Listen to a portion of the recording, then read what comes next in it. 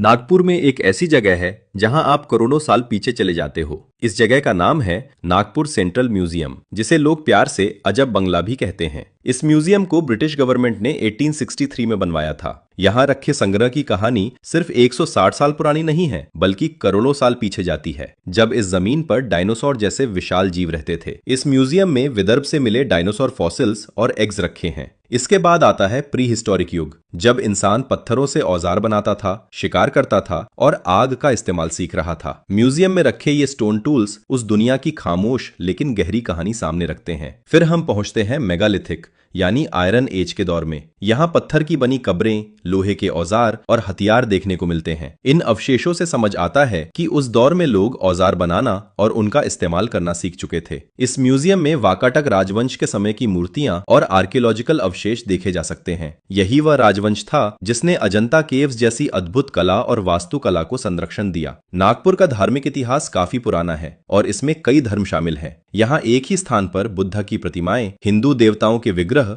और जैन तीर्थंकरों की मूर्तियां देखी जा सकती हैं। इसके बाद आता है गोंद राजाओं का काल। म्यूजियम में उनके हथियार, गहने और दैनिक उपयोग की वस्तुएं रखी गई हैं। 18वीं सदी में नागपुर भोसले राजवंश की राजधानी बना। म्यूजियम में उस दौर की तलवारें, ढाल और सिक्के प्रदर्शित हैं, जो नागपुर के वीरता भरे इतिहास की झलक देते हैं।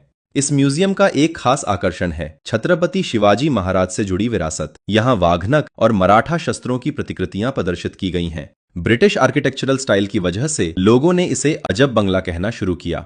इस म्यूजियम का उद्देश्य विदर्भ के प्राकृतिक, ऐतिहासिक और सांस्कृतिक विरासत को संरक्षित करना था। यह म्यूजियम एक ऐसी जगह है जहां विदर्भ की कहानी डायनासोर से वाघनक तक पहुंचती है। क्या आपने कभी नागपुर सेंट्रल म्यूजियम देखा है?